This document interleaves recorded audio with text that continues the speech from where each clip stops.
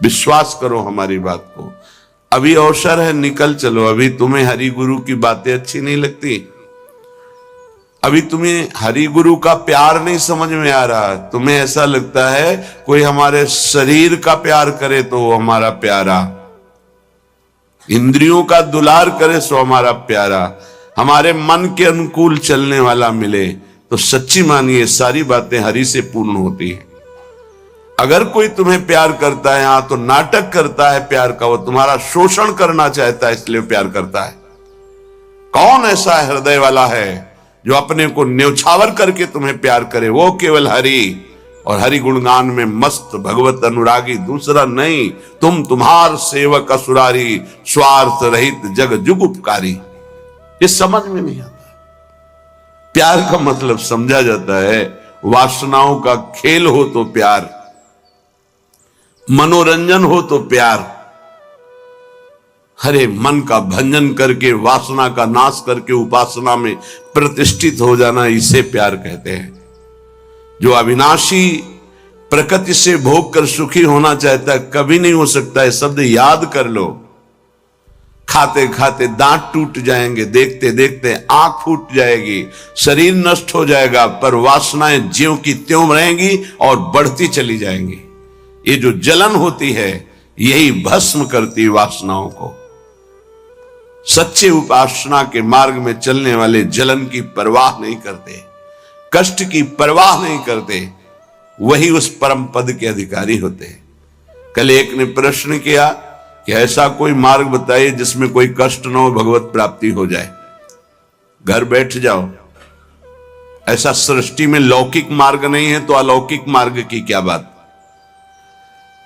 अगर आपको 500 रुपए चाहिए तो लेबरी करनी पड़ेगी, 8 घंटे मजदूर बनना पड़ेगा और ठेकेदार की बातें सुननी पड़ेगी। कोई भी कार्य करो आप, क्या सहज है, क्या सुखपूर्वक है, लेकिन आप लक्ष्य जब धन रखते हैं तो बड़े से बड़े कष्ट और कटु वचन को सहते हैं। आप जब दुख से निकलने के लिए लक्ष्य बना लिया भगवत प्राप्ति, तो फिर ये मनोरंजन कैसा, यही समझ में नहीं आता। एक आदमी प्यासा होता है, पानी पिला दे, कभी अगर वो दोबारा दिखाई देता है तो नेत्र नम हो जाते हैं कि एक दिन की प्यास इसने बुझाई थी। जन्म जन्म की प्यास बुझाने के लिए नाम मिला, मंत्र मिला, उपासना मिली, उसका कोई महत्व तो नहीं। ये तुम्हें प्यार नहीं नजर आ रहा? जो कभी संभाषण नहीं करते थे, देखते नहीं थे, वे तुम्हें अंतर और बाहर दोनों से देख रहे, तुमसे संभाषण कर रहे हैं, ये तुम्हें प्यार नहीं समझ में आ रहा? हमारी तो यही समझ में नहीं आ रहा कि उपासक का लक्ष्य क्या है। अगर लक्ष्य नहीं है तो तुम्हें कोई भी बदल नहीं सकता, और लक्ष्य है तो तुम्हें कोई बदल नहीं सकता। दोनों बातें समझ लो। लक्ष्य नहीं है तो तुम्हें परमार्थी कोई नहीं बना सकता, और लक्ष्य है तो तुमको कोई स्वार्थी नहीं बना सकता। चाहे जितना कुसंग हो जाए, तुम्हारा परिवर्तन नहीं हो सकता, क्योंकि तुम्हारा लक्ष्य है हरि गुरु को प्राप्त करना। उपासक समझिए, एक एक कदम तुमको प्यार मिलता चला जा रहा है। जानते हो, केवल पेट भरने के लिए, शरीर में वस्त्र पहनने के लिए और वास के लिए पूरा जीवन मेहनत करते हैं लोग, तब वो प्राप्त होता है। तुम्हें आदर के साथ ये सब बिना किसी प्रयास के मिल रहा है। किस लिए? तुम भगवान के हो, प्रियालाल के हो। इस बात की तुम्हें इज्जत रखनी है कि तुम प्रभु के दास हो, उसी की सब सुविधा है।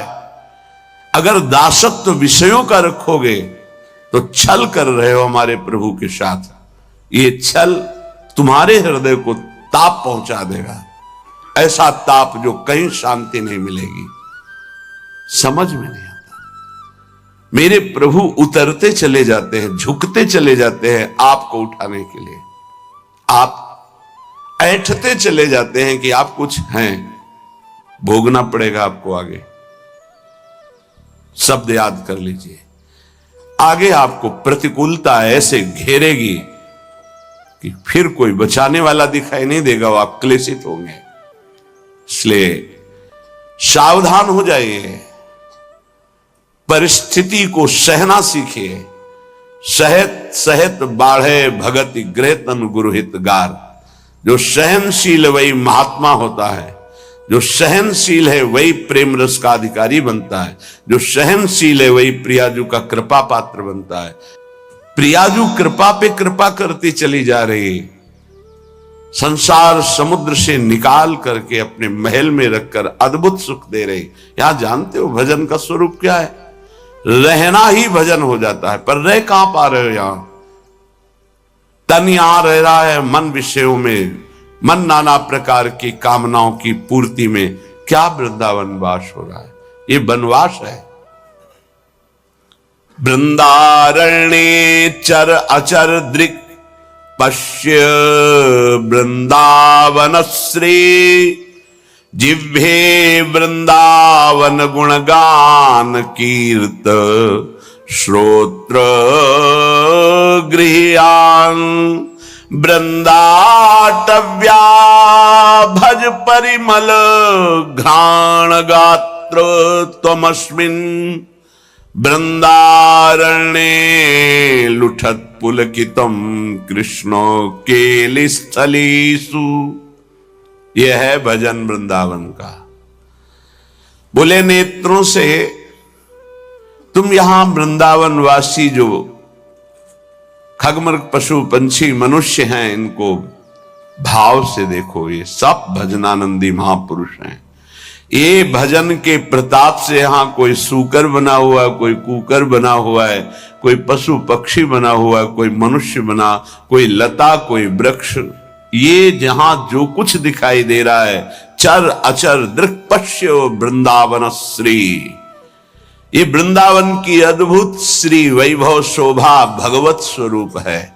यहां के कुत्ते का भी दर्शन कर रहे हो तो एक बहुत बड़े महात्मा का दर्शन करने से जो फल मिलता है वो मिलेगा, ध्यान रखना।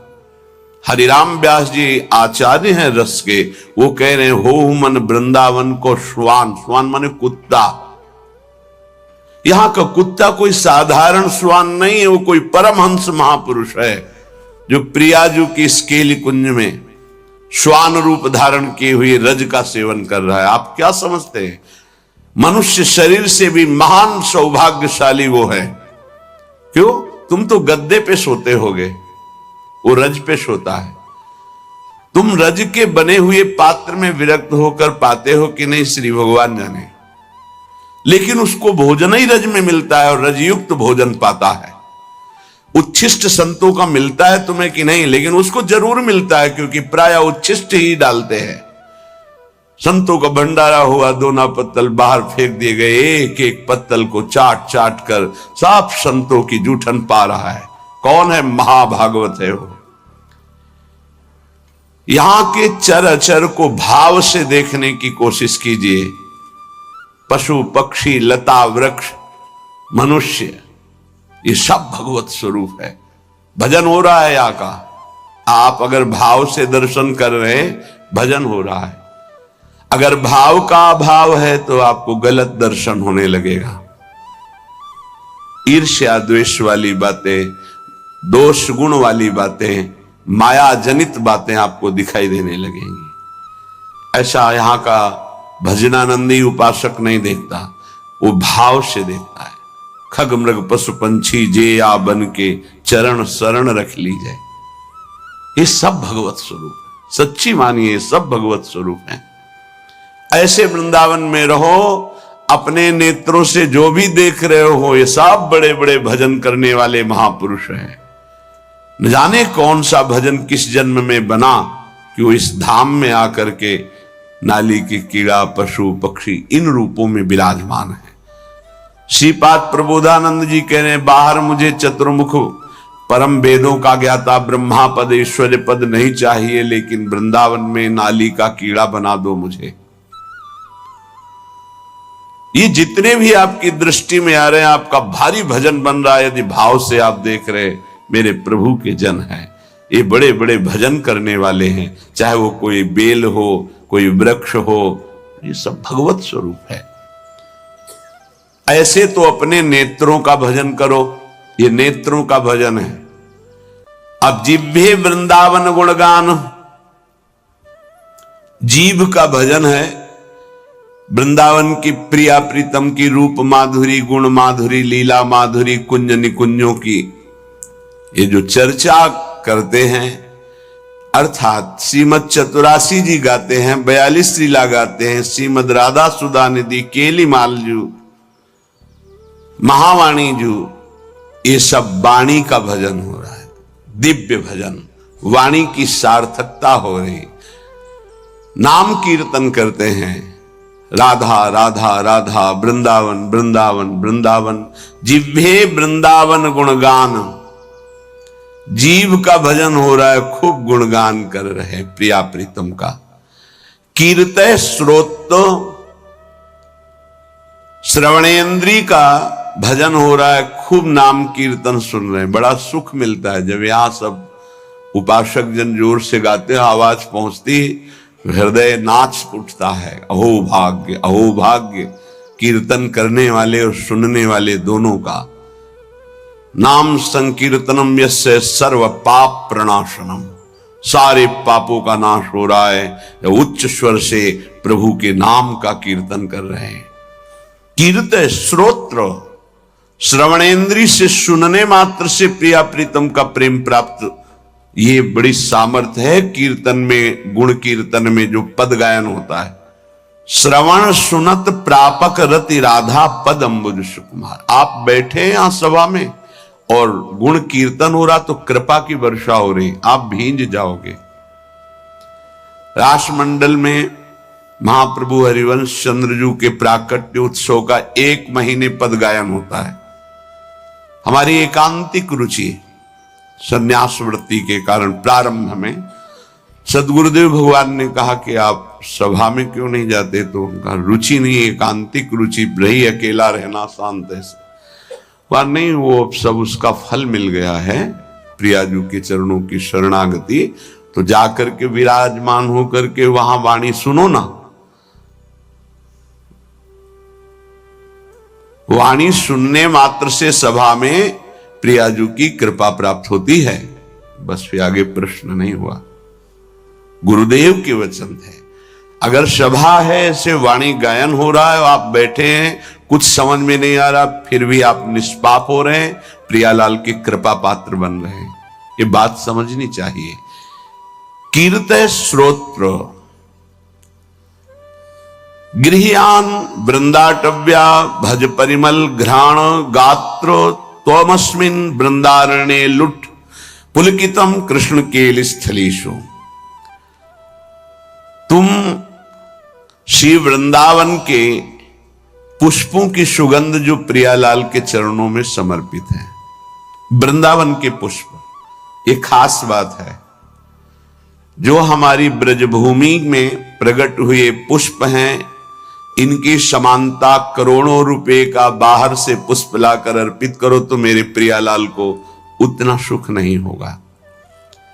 यहां के हर श्रृंगार का, मोगरा का, गुलाब का, कनेर का या किसी भी का पुष्प, ऐसे मौलश्री का बहुत छोटा पुष्प, बड़ा सुगंधित पुष्प, 3 दिन तक वो प्रियालाल की सेवा में अर्पित किया जा सकता है, उसकी ऐसी महिमा है। उसकी माला बना के या 4 पुष्प रख दिए, फिर वो जो घ्राणेन्द्रिय में प्रसादी सूंघा जाता है, जो प्रियालाल के श्रीअंग में इत्र अर्पित किया, वो प्रसादी जो घ्राणेन्द्रिय में, श्री तुलसी जो चरणों में अर्पित की गई, वो घ्राणेन्द्रिय में, हृदय में जाके प्रेम लक्षणा भक्ति प्रकट करती है। गृह्यान वृंदावन भज परिमल घ्राण, वृंदावन, वृंदावन की सुगंधित वस्तुएं बड़ी अनन्यता प्रिया प्रीतम के प्रेम में होती है। पूज्य श्री पंडित रामकृष्ण बाबा जी महाराज बड़े सिद्ध महापुरुष हुए। जैसे आप बाहर से आए हैं और फल अर्पित करें, बाबा स्वीकार नहीं करेंगे, तो उनके पास कोई भी वस्तु लाने के लिए ब्रजवासी का सहयोग होता था। किसी ब्रजवासी को दिया, वो ब्रजवासी जब जाके देगा, बाबा स्वीकार कर लेंगे। कोई भी वस्तु है ब्रजवासी के हाथ से, दंडोत बाबा, ये रख दो। हम अमुक जगह से आए बाबा, ये भेंट नहीं, हटाइए। ब्रजवासी अगर प्रेम से कुछ भी तो वो स्वीकार करते। एक बहुत धनी मानी आए बाबा की सेवा करनी, बोले बात भी नहीं करना जाके। बहुत वो दैन्य हुए तो बोले अगर सेवा करनी है तो जो अनुगामी शिष्य जन थे उन्होंने कहा कि इन इन घरों में ब्रजवासियों के बाबा माधुकरी लेने आते हैं, इन घरों में सेवा कर दो, वो बाबा को जब देंगे तो वो स्वीकार कर लेंगे। ये थोड़ी सी वृंदावन की निष्ठा रहनी जिससे हम उस रस को प्राप्त होते हैं। गात्र तमस्मिन वृंदारण्य लुंठ, शरीर का यहां पावन होना कैसे होता है? बोले वृंदावन की रज में लोट गया ये लुंठ। तो पुलकितम कृष्ण केलिस्थलेषु, श्रृंगार रस श्री श्यामा श्याम की इस केली भूमि में जो लौट गया, 84 के चक्र से मुक्त हो गया। पहले बहुत ऐसा दर्शन होता था परिक्रमा मार्ग में, रज में, कि ऊपर के वस्त्र बाहरी जन भी आकर उतार कर लौटते थे, दंडवती करते थे। ये दुर्भाग्य है कि सुविधा हो गई इस रोड की, दुर्भाग्य है। नहीं, जो रज में परिक्रमा करने में, दर्शन में, लौटने में सुख था वो इस रोड से थोड़ी है। पर कलयुग भगवान की लीला ऐसी है कि इतना आधुनिकता बढ़ती जा रही है कि रज रानी को प्राप्त करना दुर्लभ हो गया। अगर रज रानी ले तो वृंदावन की परिक्रमा में कहां से ले? परिक्रमा तो रोड में अब हो रही है, और रोड में रज रानी कहां मिलेंगे? वृंदावन का जो शुद्ध भजन है वो इस रज की अनन्यता से जागृत होता है, वो बुद्धि से नहीं जागृत होता। जो रजोपसेवी जन है उनके हृदय में जुगल जोरी का भाव जागृत होता है। महोज्वल रसोन्मद प्रणय सिंधु निस्यंदनी, महामधुर राधिका रमण खेलना नंदिनी, रसेन समधिष्ठिता भुवन वंद्य वृंदया, चकास्तु हृदय में हरे परम धाम वृंदाटवी। उन्माद रस प्रकट करने वाली ये भूमि वृंदावन है, जो ऐसे यहां रहता है एक एक इंद्री को प्रियालाल में लगा के। महोज्वल रसोन्मद प्रणय सिंधु निस्यंदिनी, महाउज्ज्वल परम निष्काम प्रेम रस का प्रादुर्भाव होता है जो उन्माद प्रकट कर देता है। श्री किशोरी जी के सहित रमण जी महाराज अर्थात राधा रमण जी महाराज अपनी विविध प्रेममयी क्रीड़ाओं के द्वारा उसके हृदय को अद्भुत आनंद प्रदान करते हैं, जो ऐसी रहनी से रहता है। त्रिभुवन वंदनीय हो जाता है जो वृंदावन वासी है। ध्यान दीजिए, त्रिभुवन वंदनीय हो जाता है। कहते हैं कि आप नाम जप करो तो आपकी जिह्वा का रोग ठीक हो जाएगा। हर इंद्री समय बीमार है हमारी। नेत्र इंद्री गलत देखना चाहती, श्रवण इंद्री प्रपंच सुनना चाहती, वाक इंद्री प्रपंच की बातें करना चाहती, रस इंद्री सांसारिक भोग भोगना चाहती, जनेन्द्री, हर इंद्री अपवित्र हो गई है। इसको इस रहनी से पावन करो। प्रियालाल को अर्पित किए हुए उच्छिष्ट का सेवन करो, प्रसाद का। नाम वाणी का गुणगान करो, नाम वाणी को सुनो, वृंदावन की रज शरीर में लगी रहे तो महाउज्ज्वल प्रेम रस इसी से प्रकट होता है। वो त्रिभुवन वंदनीय हो जाता है। वो राधा रमण जी की महामधुर लीलाओं का रसास्वादन करता है।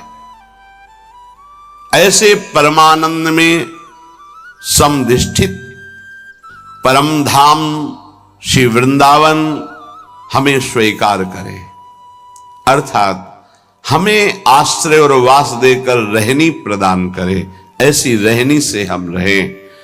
जन्मनि जन्मनि वृंदावन भुवि वृंदार केंद्र वंद्यायाम, अपि तृण गुल्मक भावे भवतु ममाशा समुल्लसाम। अब तो मेरी एक ही आकांक्षा है। श्रीपाद प्रबोधानंद जी महाराज कहते हैं, जन्मनि जन्मनि वृंदावन भुवि वृंदार केंद्र वंद्यायाम। मैं इस वृंदावन भूमि को प्रणाम करके एक वरदान मांगता हूं कि मैं कभी मुक्त ना हो, बार बार मेरा जन्म हो इसी श्रीधाम वृंदावन में। मनुष्य शरीर के लिए नहीं कहते। अपि तृण गुल्मक भावे भवतु ममाशा समुल्लासम। मुझे यहां का तृण बना दिया जाए, गुल्म बना दिया जाए, वृक्ष बना दिया जाए, क्योंकि मनुष्य बनना तो बड़ी दुर्लभ बात है। मुझे बार बार वृंदावन में जन्म मिले, चाहे घास बना दिया जाए, चाहे जो भी, पर मिले वृंदावन में। क्या पाया वृंदावन से कि कह रहे मुझे मुक्त नहीं होना, मुझे बार बार जन्म मिले पर वृंदावन धाम में जन्म मिले। उपासक, इस कृपा को देखो कि जो बड़े बड़े महा